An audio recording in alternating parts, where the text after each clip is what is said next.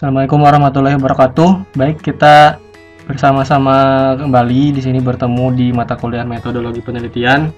Jadi, ini kita akan membahas topik yang sangat menarik, yaitu berkaitan dengan penulisan artikel jurnal. Ya, jadi bagi kawan-kawan mahasiswa di sini yang mungkin ingin punya pengalaman menulis jurnal, maka inilah tempat yang tepat bagi kawan-kawan untuk setidaknya mengetahui info-info terkait kiat-kiat menyusun jurnal. Oke, baik, kita awali dulu ya video ini dengan Google Scholar. Jadi Google Scholar ini merupakan media yang digunakan saat ini untuk menelusuri jurnal-jurnal, ya baik itu jurnal nasional maupun juga jurnal internasional.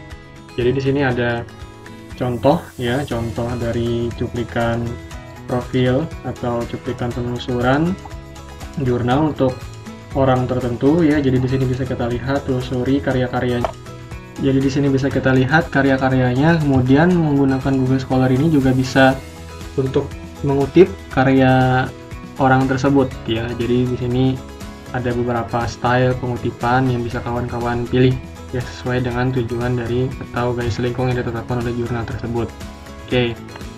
Kembali lagi ke kiat penyusunan jurnal. Bagaimana cara untuk memulai menulis terutama untuk jurnal. Jadi memang untuk menulis jurnal ini sendiri bisa dikatakan tidak gampang, tapi juga bisa dikatakan tidak susah sepanjang kawan-kawan punya niat dan juga semangat untuk mengerjakannya. Tujuannya adalah untuk menyampaikan temuan di bidang keilmuannya masing-masing yang digeluti. Kemudian media, ini jurnal menjadi bagian dari media komunikasi ilmiah dari para peneliti, dosen, dan juga beberapa mahasiswa juga diwajibkan untuk membuat jurnal.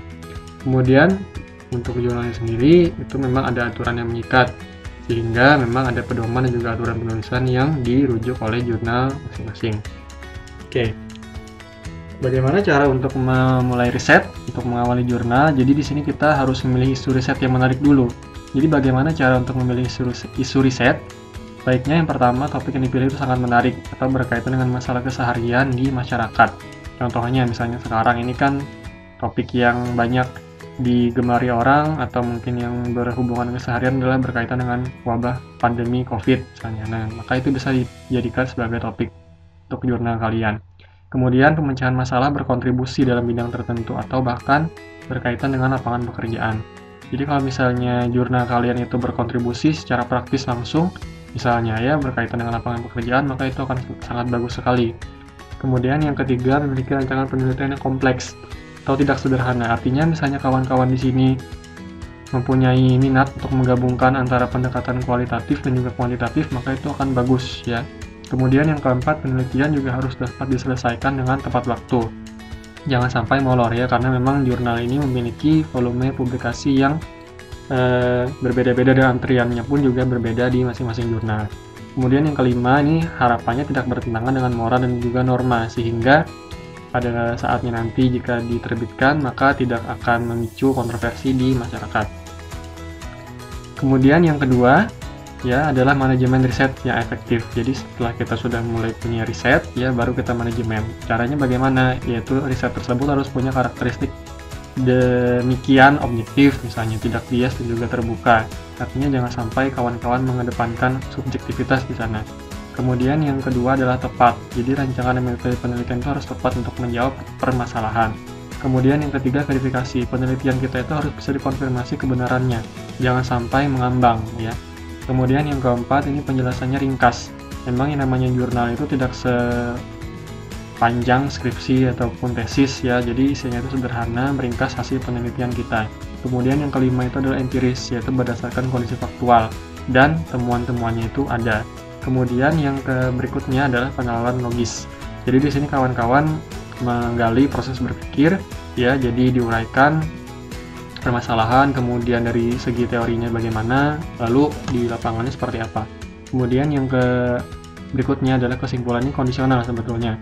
Artinya boleh jadi kawan-kawan memiliki tema yang hampir sama dengan penelitian yang terdahulu, tetapi tergantung tempat, waktu, dan juga subjek juga hasilnya ya bisa jadi berbeda, akan menghasilkan temuan yang berbeda di jurnal tersebut. Oke, untuk proses penulisan jurnal ini sebetulnya secara umum ada 3 ya, mulai dari pra penulisan, kemudian ada penulisan dan juga pasca penulisan. Jadi kawan-kawan di sini semua elemen ini penting ya, karena memang kita yang namanya jurnal ini memiliki kaidah-kaidahnya masing-masing ya. Ada yang mudah untuk diterima, ada juga yang memang relatif susah untuk diterima.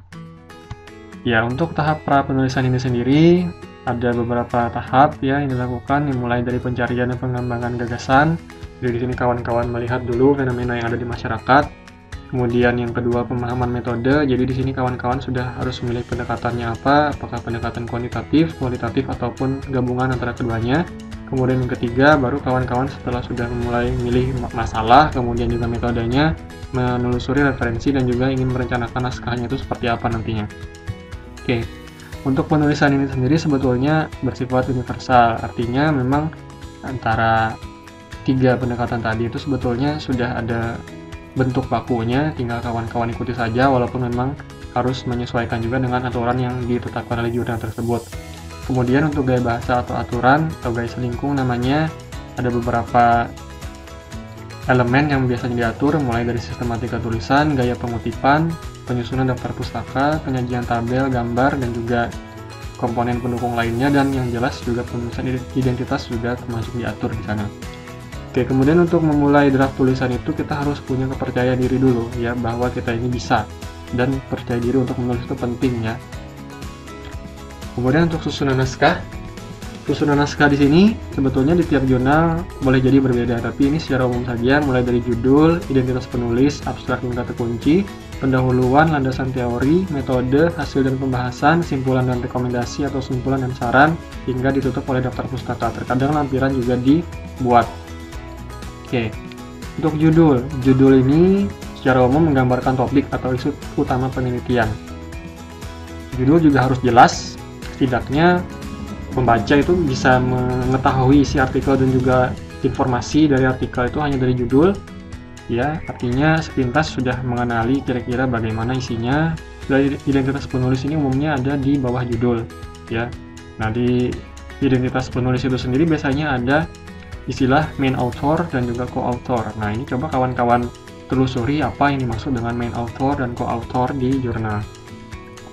Kemudian setelah judul dan juga identitas penulis, maka biasanya ada komponen abstrak di sana. Jadi abstrak ini merupakan ringkasan penting dari keseluruhan penelitian yang kawan-kawan lakukan. Umumnya meliputi tujuan, metode, hasil, dan juga kesimpulan yang sudah diringkas. Di abstrak ini biasanya tidak boleh juga ada singkatan, kutipan, tabel, dan juga gambar. Dan jumlah kata maksimum 100 sampai 250 kata tergantung dari yang disyaratkan oleh jurnal. Dan yang terakhir itu ditutup dengan kata kunci, biasanya 3 sampai 5 kata atau istilah penting saja yang di dalam artikel yang kawan-kawan masukkan di kata kuncinya atau keywords-nya. Oke, abstrak ini juga biasanya diminta untuk ditulis dalam dua bahasa selain bahasa Indonesia, biasanya juga diminta dalam bahasa Inggris. Kemudian bagian yang berikutnya ini yang termasuk esensial adalah pendahuluan. Jadi pendahuluan ini adalah berisi paparan mengapa penelitian dilakukan. Kemudian yang kedua, temuan yang ada hingga saat ini ya. Kemudian yang ketiga, apakah permasalahan sejauh ini mengenai topik yang Anda angkat sudah tertangani? Jika belum, bagian apa yang belum ya. Jadi itu disampaikan dan diuraikan juga rumusan masalahnya di sana. Memang kalau untuk jurnal ini pendahuluannya hanya satu bagian saja, tidak seperti skripsi yang dibagi dalam sub-sub sendiri. Jadi di sini dimasukkan ke dalam satu bab pendahuluan. Kemudian yang terakhir adalah kontribusi yang akan diberikan. Nah, kalau kontribusi yang akan diberikan ini biasanya berhubungan dengan tujuan penelitian. Kemudian ada juga tinjauan pustaka atau literature review. Jadi di sini kawan-kawan mengupas teori dan juga konsep yang dapat mendukung bahasan terhadap rumusan masalah. Jadi di sini kawan-kawan menggali teori-teori yang ada, kemudian menunjukkan kesinambungan dengan penelitian yang terdahulu, artinya hubungannya seperti apa. Karena dari sana kawan-kawan akan melihat temuan peneliti lain yang kemudian dapat menstimulasi munculnya gagasan-gagasan baru. Dan teori-teori yang disampaikan ini harusnya juga bersifat relevan, mutakhir, ya, dan juga memadai. Dibuat ringkas saja tetapi akurat dan memiliki hubungan yang jelas dengan rumusan masalah. Kemudian ada juga metode penelitian. Metode penelitian di sini untuk jurnal itu menentukan sekali kevalidan dan juga keandalan hasil penelitian.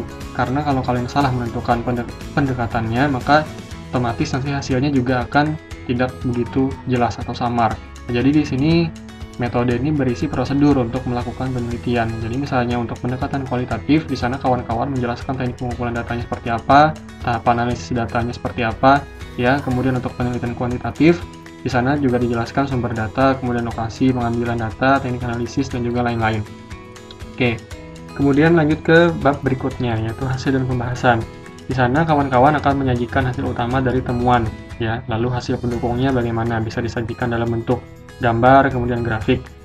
Sertakan juga data yang konkret, ya. Kemudian jangan gunakan kata yang berbelit-belit, jadi langsung to the point saja, ya, to the point.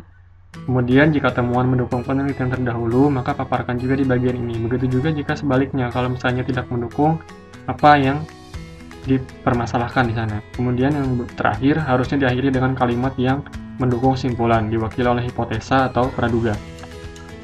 Nah, bagian yang berikutnya, ini adalah bagian yang lebih ringkas, simpulan dan juga rekomendasi. Jadi di bagian ini kawan-kawan jangan coba-coba untuk berspekulasi atau mengedepankan subjektivitas, sampaikan saja apa yang memang ditemukan di sana, karena di sini berisi jawaban terhadap masalah dan juga hipotesis penelitian.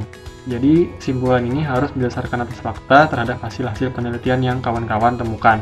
Dan di bagian ini juga memuat pula kekurangan dan kemungkinan penelitian lanjutan yang bisa Anda rekomendasikan. Dan rekomendasi yang diberikan ini dapat bersifat teoritis atau kontribusi terhadap keilmuan dan juga praktis atau terhadap masyarakat.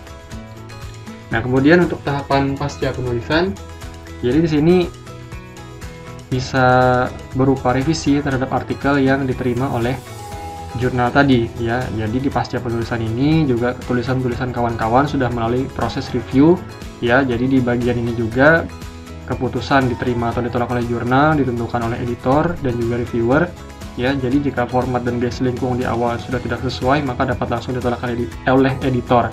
Sementara kalau sudah sesuai, maka akan langsung diteruskan ke reviewer untuk dinilai apakah dapat diterima atau mungkin diterima dengan perbaikan atau ditolak sepenuhnya. Jadi di sini reviewer memang bertugas mengomentari naskah kalian sesuai dengan keahlian dan juga keilmuan atau kepakarannya. Oke.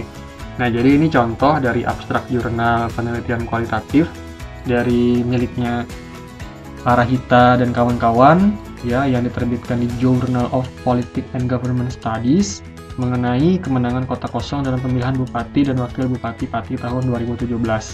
Ya, jadi ini bisa kawan-kawan telusuri lebih jauh, ya, jika tertarik dengan contoh jurnal ini. Kemudian ada juga contoh jurnal penelitian kuantitatif di sini, ya, berkaitan dengan bagaimana hubungan, ya, bagaimana cara memproyeksi pembayaran non tunai dengan pendekatan model statistik, ya.